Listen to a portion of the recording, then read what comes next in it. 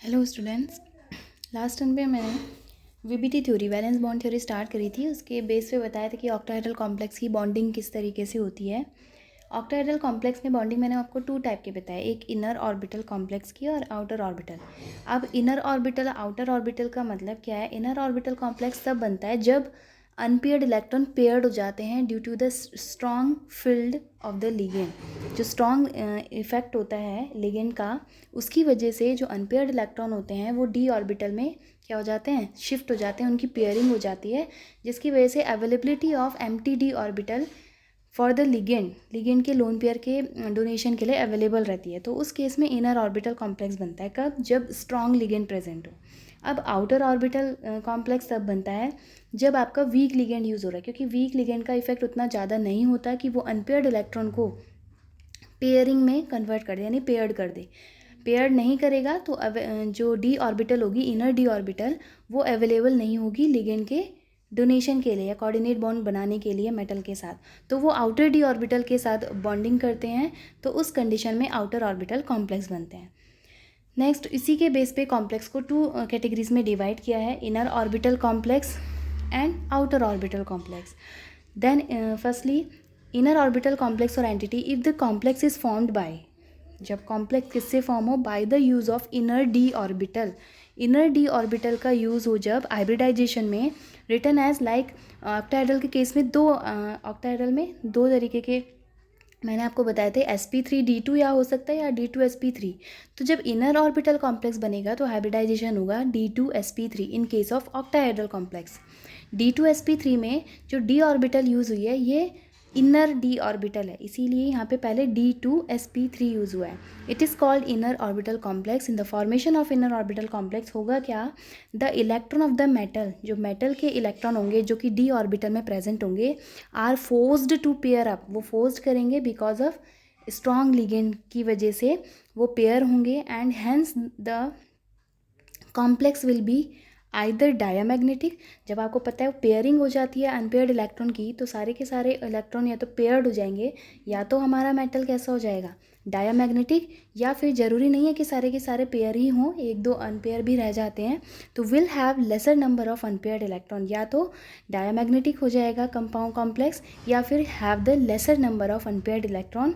Such complex is called the low spin complex. ऐसे complex को हम क्या बोलते हैं? लो spin complex. For example FeCN6 3 negative, CONH3 6 3 positive. CN यहाँ पे एक्ट करता है स्ट्रॉन्ग लिगेंड की वजह से, जिसमें Fe आयरन के जो इनर डी ऑर्बिटल के इलेक्ट्रॉन होते हैं वो पेयर्ड अप हो जाते हैं। ऐसी कोबाल्ट के केस में भी यहाँ पे अमोनिया कोबाल्ट के साथ एक्ट करता है स्ट्रॉन्ग लिगेंड की तरह to form the inner orbital complex. Then second is outer orbital complex और entity. If the complex is formed by the use of outer d orbital for the hybridisation. Outer d orbital मतलब अगर हमारी number n की value जितनी है, ठीक है, ns orbital जो भी यूज़ हो रही है वही n की वैल्यू d के लिए भी हो, उसे आउटर डी ऑर्बिटल बोलेंगे। तो हाइब्रिडाइजेशन कौन सा होगा? sp3d2। It's called the outer orbital complex. The outer orbital complex will have the larger number of unpaired electron, क्योंकि इनके में पेयरिंग नहीं होती। आउटर ऑर्बिटल कॉम्प्लेक्स जब बनता है तो पेयरिंग नहीं होती, क्योंकि वीक लिगेंड होता है, उतना इफेक्टिव उसे फोर्स नहीं लगा पाता मेटल के इलेक्ट्रॉन्स को कि वो पेयर अप हो सके। we will have the larger number of unpaired electrons since the configuration of the metal undisturbed। इसलिए जो मेटल का कॉन्फ़िगरेशन रहता है वो अनडिस्टर्ब्ड रहता है, मतलब कोई डिस्टर्बेंस नहीं होता due to the presence of ligand. Such a complex is called the high spin complex. ऐसे कॉम्प्लेक्स को हम हाई स्पिन कॉम्प्लेक्स बोलते हैं। For example FeH2 whole 6 3 positive and COF6। आपको पता है हेलोजन जितने भी होते हैं वो कैसे एक्ट करते हैं? वीक लिगेंड की तरह। These are called the outer orbital complex. Last में एक समरी टाइप की है। Outer orbital complex uses outer ND orbital.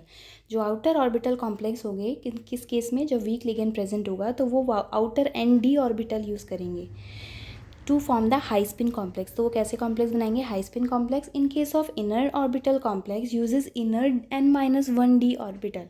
वो अंदर की, यानी कि जितनी वैल्यू n की होगी उससे एक कम d ऑर्बिटल यूज़ करेंगे। अगर n की वैल्यू 4 है तो वो कौन सी ऑर्बिटल यूज़ करेंगे? 3d, जो कि इनर होती है।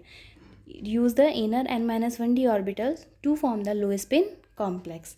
तो इनर ऑर्बिटल के केस में लो स्पिन कॉम्प्लेक्स फॉर्म होता है, आउटर ऑर्बिटल के केस में हाई स्पिन कॉम्प्लेक्स फॉर्म होता है।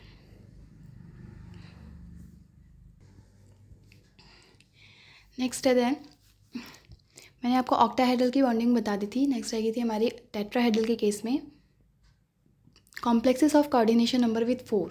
जब टेट्राहेड्रल या स्क्वायर प्लानर ज्योमेट्री होती है तो कोऑर्डिनेशन नंबर 4 होता है। तो ऐसे कॉम्प्लेक्स जिनका कोऑर्डिनेशन नंबर 4 होता है उनके इसमें for example NiCN whole 4 2 negative ion. Coordination number जब 4 होगा तो दो पॉसिबिलिटी बनती है। ये जब मैंने आपको टेबल एक दिखाई थी तो उसमें दो पॉसिबिलिटी है। अगर कोऑर्डिनेशन नंबर 4 हो या तो हाइब्रिडाइजेशन sp3 होगा। जब sp3 होता है हाइब्रिडाइजेशन तो ज्योमेट्री क्या होती है tetrahedral, then outer orbital complex use होता है।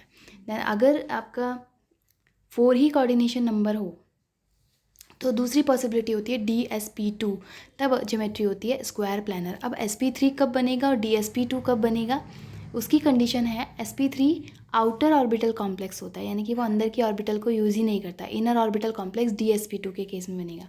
For example NiCN whole 4 2 negative ion का एग्जांपल है। निकिल का एटॉमिक नंबर होता है 28। इन द फ्री एटम में इसका 3d8 and 4s2 कन्फिग्रेशन होगा। तो D में इसके 8 इलेक्ट्रॉन और S में 2 electron. In this complex ion Ni in oxidation state will be second +2s की ऑक्सीडेशन स्टेट अगर आप निकालेंगे यहाँ पे निकिल की ऑक्सीडेशन स्टेट सेकेंड। तो निकिल सेकेंड ऑक्सीडेशन स्टेट में क्या करेगा, 2 इलेक्ट्रॉन रिलीज़ करेगा। एक S के दोनों इलेक्ट्रॉन यहाँ से रिलीज़ हो जाते हैं। टू फॉर्म द यहाँ पे देख सकते हैं आप एम्प्टी हो गया है 4s ऑर्बिटल। 4s ऑर्बिटल कैसी हो गई है एम्प्टी। जब in the presence of ligand, अब यहाँ पे कॉम्प्लेक्स की जब हम बात करें NiCN4 2 नेगेटिव, जब कॉम्प्लेक्स के इफेक्ट के कारण स्ट्रॉन्ग लिगेंड है, CN क्या है स्ट्रॉन्ग लिगेंड है, साइनाइड है, तो ये इसको फोर्स अप करता है मेटल आयन के D इलेक्ट्रॉन्स को पेयर अप होने के लिए। तो ये इलेक्ट्रॉन यहाँ पेयर अप आपको दिख रहा होगा, ये पेयर अप हो जाते हैं और अवेलेबल हो जाती है empty orbital for the ligand के इनकमिंग इलेक्ट्रॉन को एक्सेप्ट करने के लिए मेटल की D ऑर्बिटल अवेलेबल हो जाती है, एम्प्टी हो जाती है। तो यहाँ पे आपको दिख रहा होगा D ऑर्बिटल एम्प्टी हो जाती है। उसके बाद अब 4 हैं आपके लिगेंड। CN होता है यूनिडेंटेड लिगेंड। यूनिडेंटेड लिगेंड एक एक इलेक्ट्रॉन पेयर को डोनेट करेगा इन द वन ऑर्बिटल। तो 4 CN के लिए 4 ऑर्बिटल भी अवेलेबल होनी चाहिए, एक D की ऑर्बिटल, एक S की ऑर्बिटल और 2 P ऑर्बिटल। तो DSP2 हाइब्रिडाइजेशन होगा overlap with the cyanide ions. एक CN नेगेटिव दो इलेक्ट्रॉन यहाँ डोनेट करेगा to form the metal coordinate bond, metal ligand coordinate bond. इस तरीके से इसकी बॉन्डिंग होती है। देन स्पिन मल्टीप्लिसिटी की बात करें तो 2s+1 वाले फॉर्मूले से निकालते हैं, where as the S is the unpaired electron. यहाँ पर एक भी अनपेयर्ड इलेक्ट्रॉन नहीं है, 0 2 × 0 + 1, तो स्पिन मल्टीप्लिसिटी कितनी हो जाएगी इसकी 1। देन हम मैग्नेटिक मोमेंटम की बात करें, जब स्पिन मल्टीप्लिसिटी 1 होती है तो मोमेंटम कितना होगा 0। देन एक भी अनपेयर्ड इलेक्ट्रॉन आपको नहीं दिख रहा है, सारे के सारे पेयर्ड इलेक्ट्रॉन है। तो कैसा कॉम्प्लेक्स है डायामैग्नेटिक, मैग्नेटिक नेचर इसका होगा डायामैग्नेटिक। एंड इनर ऑर्बिटल इसने यूज़ किया है तो कैसा कॉम्प्लेक्स है low spin complex. Geometry will be in case of DSP2 hybridization this is square planar geometry. Another example of coordination number with 4 NiCl4 2 negative।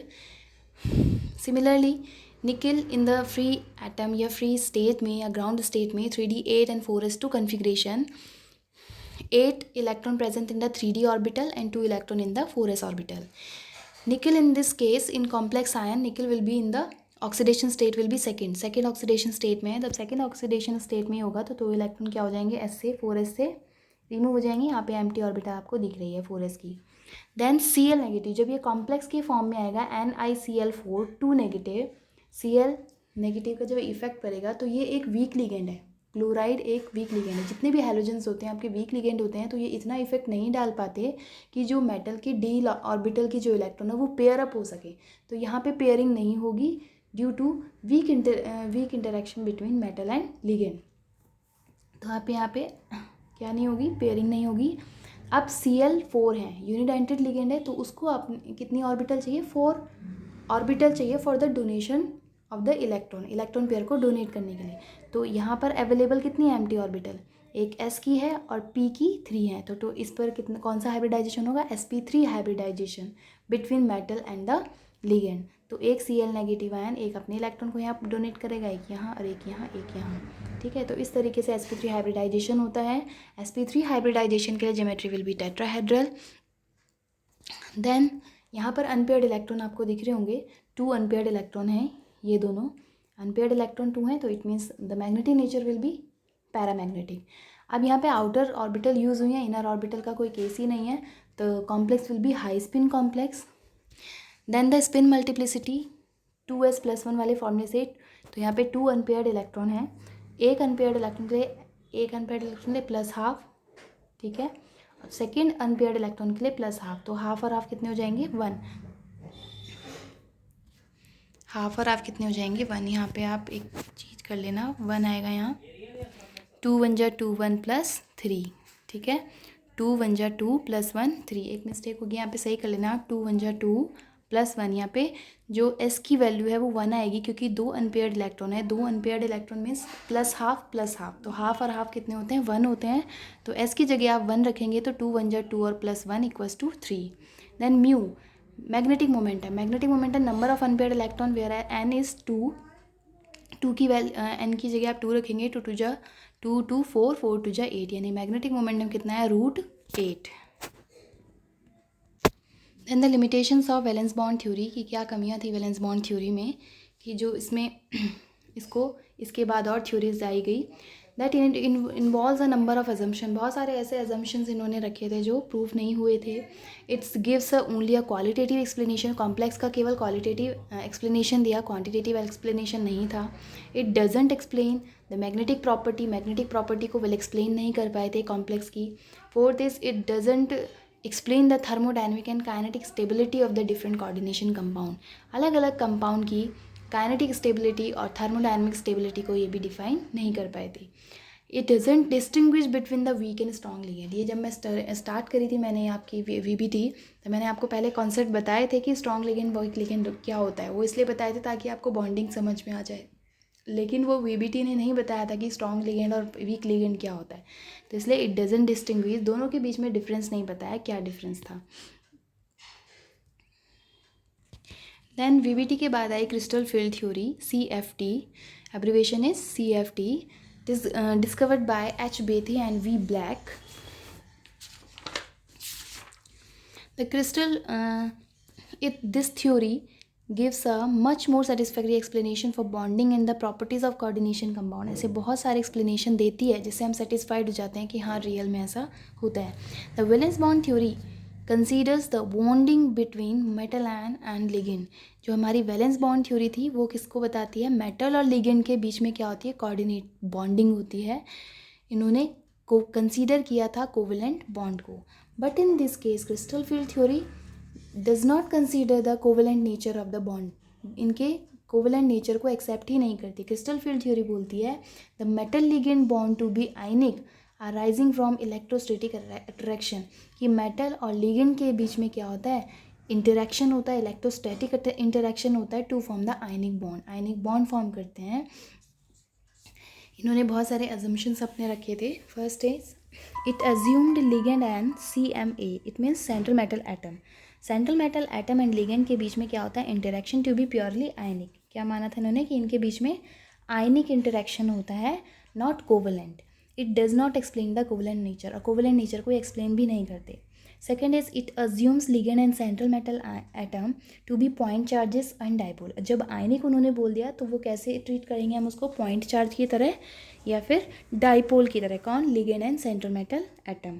Third is CFT explain, crystal field theory short में लिखा है CFT, explain splitting, ये theory explain करती है only d orbital की splitting को, d orbital की splitting को ये एक्सप्लेन करेगी, not for comment for S and P orbital, S और P ऑर्बिटल के लिए ये लागू नहीं होती, किसके लिए होती है, D ऑर्बिटल की स्प्लिटिंग को ये बताती है।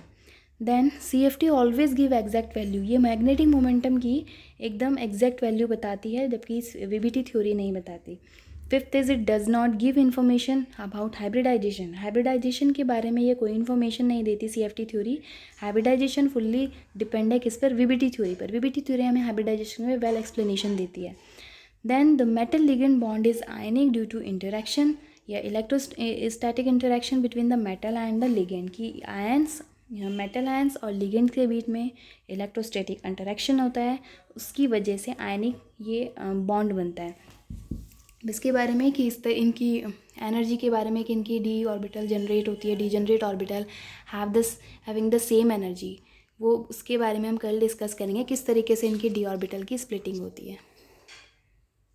Thank you.